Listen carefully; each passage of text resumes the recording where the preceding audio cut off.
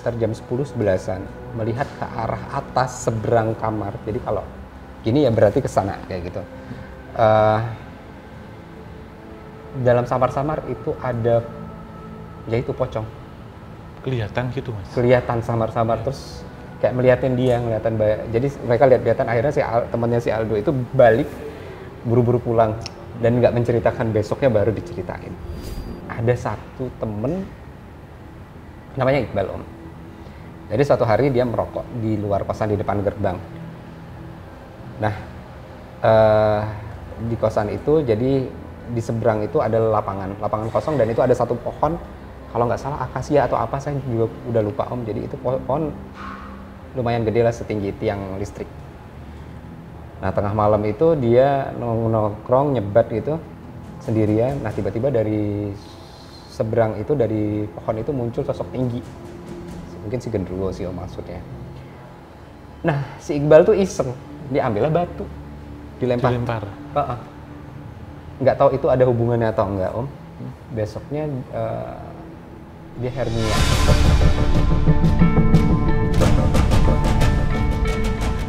Itu ini Mas, sebenarnya itu bukan genderuwo, tapi kalau bisa saya tafsirkan itu adalah buto ijo. Oh, beda ya Om? Beda Mas, ya. Kalau green giant sama black giant ya. Oh iya. Kalau buto ijo itu satu entitas yang sering didatangi orang atau diminta orang untuk keperluan kekayaan, pesugihan. Gitu. Lah kalau genderuwo itu memang kalau dia ada di kosan putra itu sangat jarang sekali. Biasanya di kosan putri. Jadi kasus-kasus, maaf ya, daleman hilang, celana dalam hilang, kadang ada yang ngekos putri, maaf ya, digerayangi, diintip di kamar mandi, itu ulah genderuwo Mas. Namun di sini yang bisa ditunjukkan kepada saya tadi, memang tempat itu dulu pernah dipakai untuk buangan. Jadi buangan misal tempat itu netralisir Mas, jadi ada satu pohon itu memang selain dihuni satu entitas besar yang sering dipuja-puja orang pada waktu itu, juga tempat itu ternyata buat buangan. Misal begini, ada orang datang ke paranormal nih misal, dengan tujuan-tujuan tidak baik ya, karena ini ilmu hitam maksudnya. Ada beberapa syarat yang harus dibuang di situ.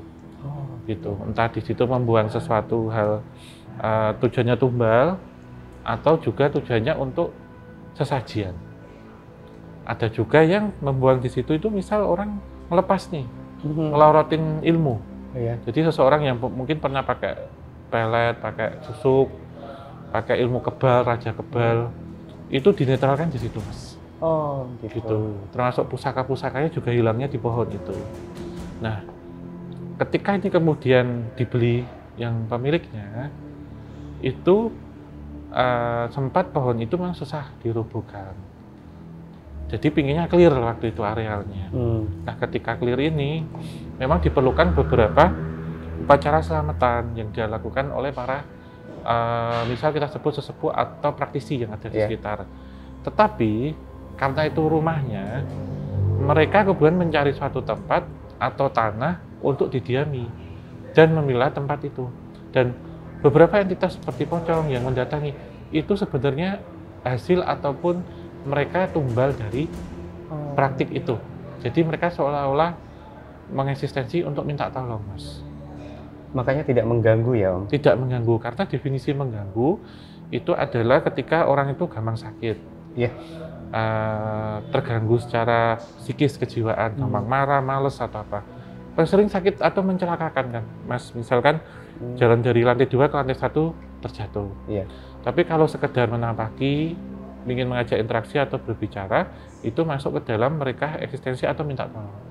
Lah kejadian di sini yang paling banyak adalah minta tolong Mas. Gitu, termasuk tadi ada kuntilanak yang terbang atau apa. Itu mereka yang dulu memiliki rumah tapi sekarang rumahnya udah hilang. Gitu. Tapi menurut saya, maaf ya, tanah ini memang menyimpan satu hal-hal atau energi yang berkaitan dengan pemujaan terhadap kekayaan duniawi. Itu sih Mas. Gitu ya? Iya. Ya. Kalau ini Om, itu setahun awal itu malah tidak terjadi apa-apa ketika itu, memang berarti apakah ada semacam penetralisir juga Om berarti Om? Iya. Ini kan terjadinya di tahun awal Mas Ian kos ya.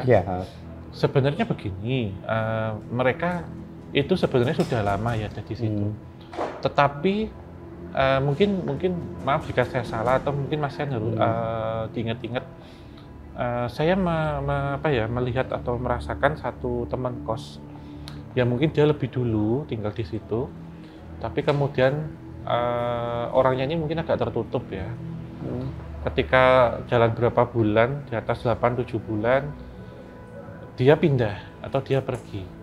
Nah, orang ini itu ternyata dulu yang tahu tentang kondisi, atau dia yang kadang membuka gerbang komunikasi. Ketika orang ini pergi, pintu gerbang komunikasinya masih terbuka atau gerbang antar dimensinya masih terbuka. Entitas-entitas ini kemudian meminta tolong beberapa orang-orang yang ada di situ untuk meneruskan itu, karena si orang ini sudah mungkin pertama mungkin sudah pindah tempat, pindah domisili, kuliahnya udah lulus atau apa, tapi orang ini tahu loh tentang kejadian itu sebenarnya, tapi dia nggak pernah cerita. Iya, itu ada satu senior saya sih Om. Iya. Jadi dia kosan di situ, kemudian pindah. Jadi orang pertama yang keluar dari kosan itu ya beliau, kayak gitu.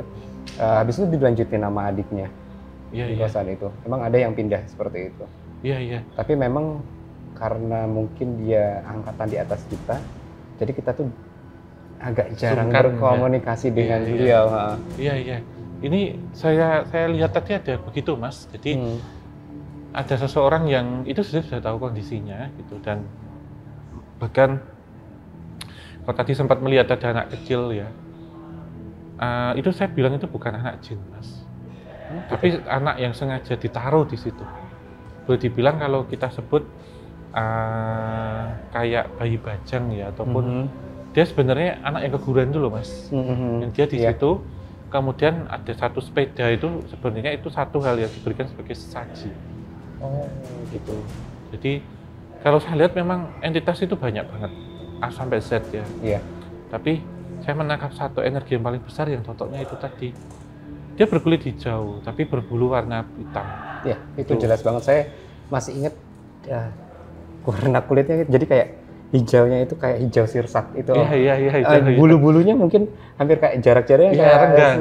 Sirsat itu. Enggak yang bulu tebal. Iya, tapi bulunya itu ya lumayan tebal tapi renggang-renggang. Enggak terlalu rengket. Iya, mungkin kayak apa ya? Kayak sirsat lah Mas. Iya. Saya terjemahkan hijaunya sirsat terus bulunya gitu. Iya, bulunya hitam. Bermata merah enggak Mas? Saya enggak sampai lihat tapi mata. Kepalanya seperti apa? Atau itu waktu itu membelakangi Mas Yan atau jadi depan-depanan? Depan-depan sekelebat gitu Om. Saya cuman melihat hitam gede, terus itu sekelebatnya tuh saya lihat ke bawah itu hilang. Kayak gitu. Dan jadi saya punya teman juga di samping kosan itu cewek. Kosan itu ternyata juga angker Om. Jadi bahkan saya sempat cerita kenapa saya bisa tahu kosan sebelah itu yang cewek. Jadi saya sempat WA-an lagi ngobrol. Terus karena something kalau mereka itu habis maghrib itu nggak berani naik ke jemuran. Akhirnya mereka kalau itu SMS duluan, Mas temenin ke jemuran kayak gitu. Naik gitu ya? Iya, dan di jemuran itu juga lumayan kenceng Om. Pusat energi di situ kayak mungkin di situ gelap sih Om. Itu ngap banget kayak gitu Om. Jadi si dari kosan cewek juga itu berasa ngap juga di jemuran itu, dan jemuran itu jarang anak kosan menjemur di situ. Ada 1-2 yang menjemur di situ sih Om. Gitu. Iya sebenarnya itu radiusnya nggak hanya di kosannya Mas Yan aja. Memang saya merasakan di kanan kiri ya. Dan bahkan ada yang dimaksud satu kamar yang tidak dihuni yang berbau bangkai. Itu memang maaf ya, ini apa kalau kelihatan tuh apa baunya campur-campur bau anyir darah Mas. Iya. Ya, jadi kayak maaf ya daging busuk tapi yang dia mengeluarkan darah, jadi anyirnya anyir bangkai. Itu begini Mas. Itu banyak pocong Mas di dalam ruang itu. Dan mereka dalam kondisi gini Mas, dalam kondisi mungkin dia sebelum 40 hari kayak ada satu proses, misal ini loh contohnya kayak pembongkaran mayat dulu Mas, pembongkaran kuburan dulu, jadi dia melting gitu loh Mas, karena Gini, tempat itu pernah didatengin suami istri dulu ketika itu belum dibangun. Sebenarnya dijual murah banget itu tanah itu. Didatengin suami istri, Iya. dia sudah ada di satu posisi yang sudah aku nih mau cari uang dari mana gitu ya. Akhirnya dia menemukan satu pohon. Pohon ini apakah pohon gayam atau pohon ringin, tapi saya melihat seperti pohon gayam. Dan dia memang diameternya besar, tapi tidak terlalu banyak akar di situ. Ada di tengah kebun ya, kanan kiri kebun pisang gitu. Dan entitas yang jenengan lihat segede warna hijau kayak sirsat itu segede pohon itu Mas.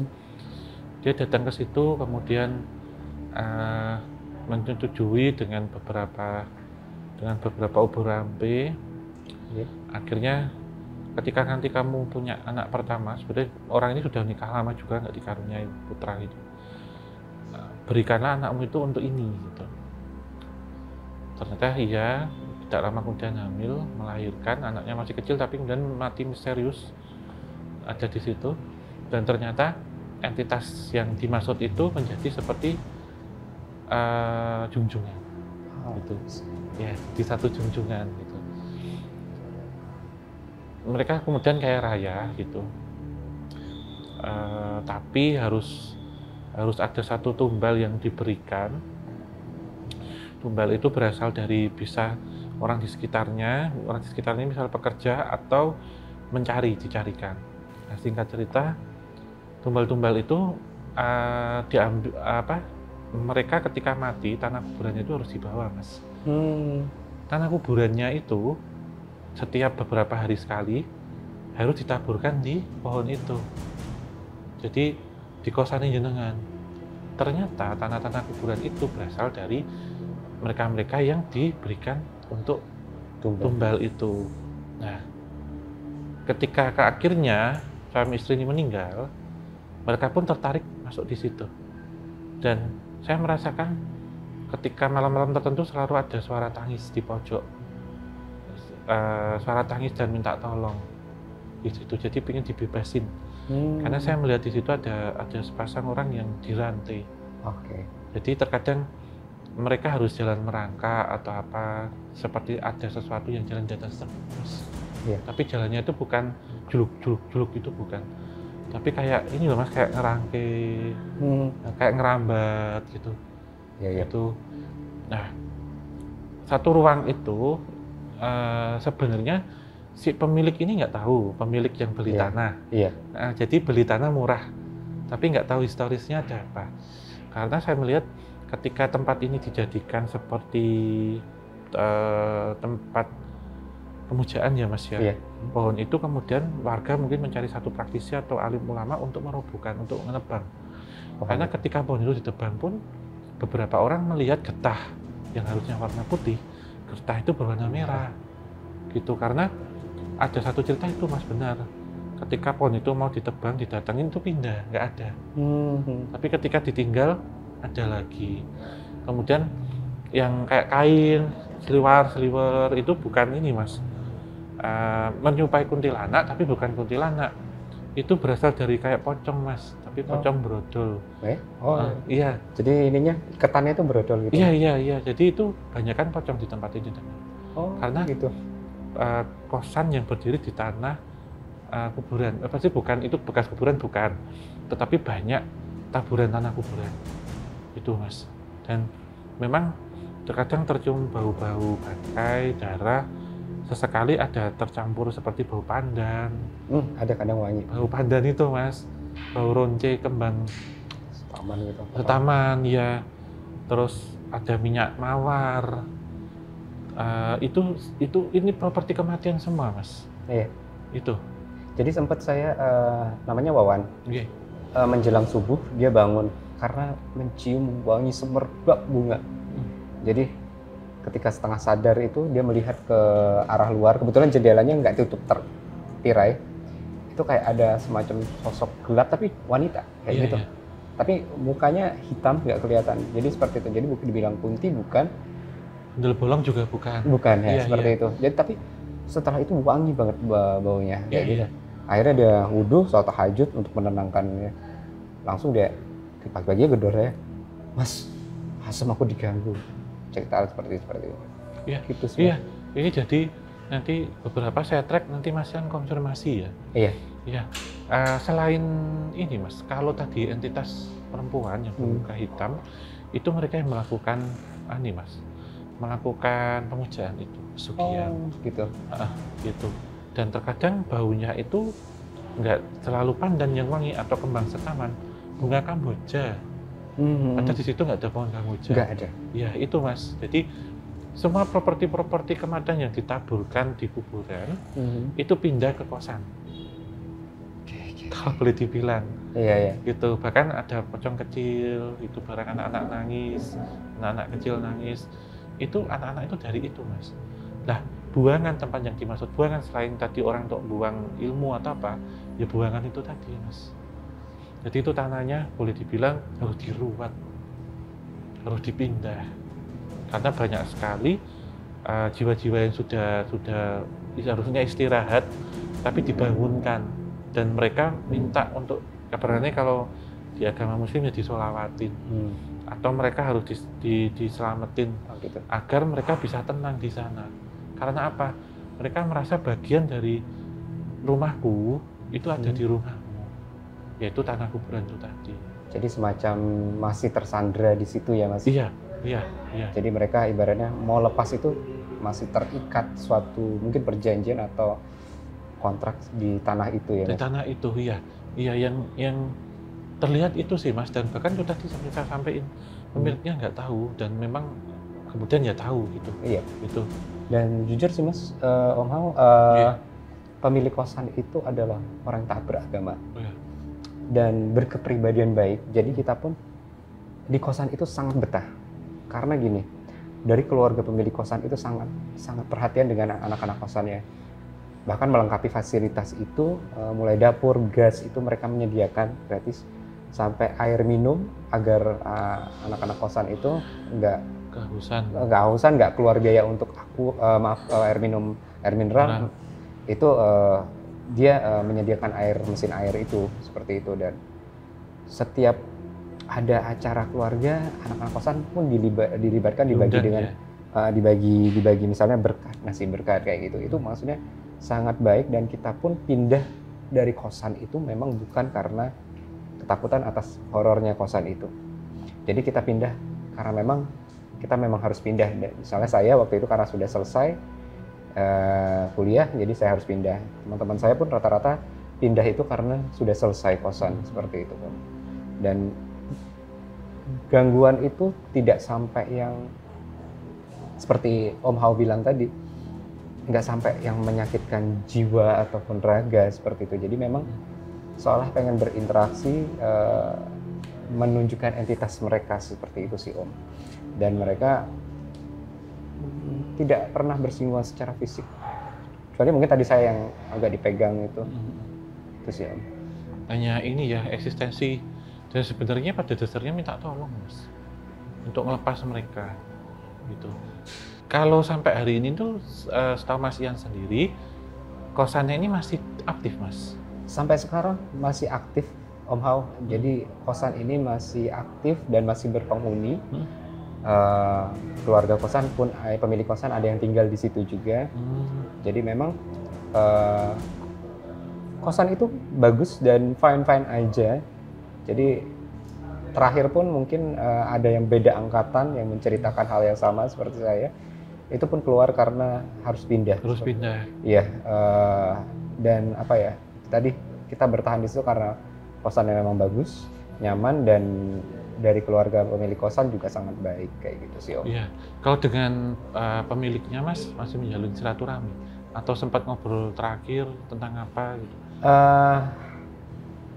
Kemarin sempat WA-WA-an, cuman gara-gara viral. Iya, ceritanya. Ceritanya viral. Banyak yang ngekos gitu, tapi nggak jadi gitu. Karena viral aja. Tapi tahu, karena tahu lokasi dan ini spesifik gitu. Saya dan dari teman saya yang sempat menceritakan kosan ini adalah tidak memberitahukan kira-kira ya. Iya, netizen terlalu berkira-kira, dan sebenarnya ya nggak tahu mereka taunya dari mana seperti itu. Kita nggak pernah memberitahukan di mana kosan itu, dan karena kita sendiri, saya dan Rizky yang sebelumnya memviralkan itu, kita nyaman dengan kosan itu, dan bahkan dengan keluarga pemilik kosan kita juga berhubungan baik. Kemarin masih ketemu di salah satu rumah sakit dengan anaknya itu, masih silaturahmi, masih ngobrol gitu. Setelah itu kita berlanjut WA juga, dan teman-teman kita punya grup juga ex kosan itu juga masih, yuk kapan-kapan main ke kosan kayak gitu untuk reunian atau apa kayak gitu. Gitu sih Om. Oh iya. Iya sebenarnya itu duga-dugaan ya, multitafsir jadinya ya. Iya. Tapi menurut saya semuanya ini tergantung sugesti sih Mas ya. Iya. Ada beberapa rumah yang memang ataupun tempat kosan atau kontrakan yang di situ boleh dibilang nggak angker sama sekali, nggak ada apa-apa. Ya kalau kita bilang tentang jin rumah itu dimanapun ada, setan itu dimanapun ada.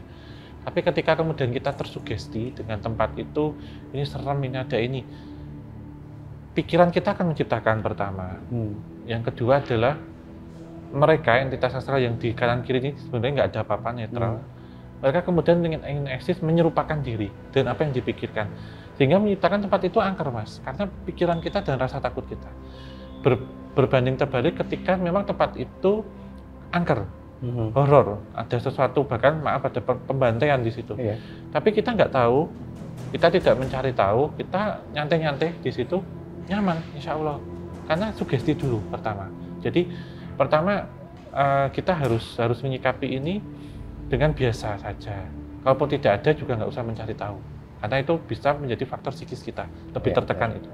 Yang berikutnya seperti yang disampaikan tadi, jika itu memang ada satu entitas yang ingin berinteraksi, selama itu tidak membahayakan atau mengganggu dalam hal ini konteksnya adalah membuat kita sakit, entah secara fisik atau secara metafisik, secara medis atau secara non medis, itu kita berdampingan gitu. Dan sebelum memasuki memang ada baiknya kita, kalau dibilang uluk salam ataupun selamatan kecil-kecil itu memang harus dilakukan. Kenapa Mas? Karena kita kan bukan orang asli situ, kita tidak tahu ini historisnya seperti apa, kita posisikan sebagai orang awam. Suatu tempat pasti akan menyimpan satu residual memori ataupun energi, yang mana suatu ketika itu akan terangkat lagi, akan tertarik lagi, dan sejarah dari suatu tempat itu tidak semuanya baik, bahkan bisa kelam. Inilah yang menciptakan hal-hal yang mungkin kita anggap itu sebagai teror, itu tadi Mas. Itu sih. Oke. Ya. Berarti memang dari awal memang sudah ada histori ke belakang yang cukup lama yang itu mungkin agak kelam ya. Iya. Karena tempat ini kan tanahnya sendiri itu memang berasal dari bagian atau part satu tempat yang mungkin berasal dari seseorang meninggal dengan tidak wajar, dimasukkan, dibuangnya ke situ.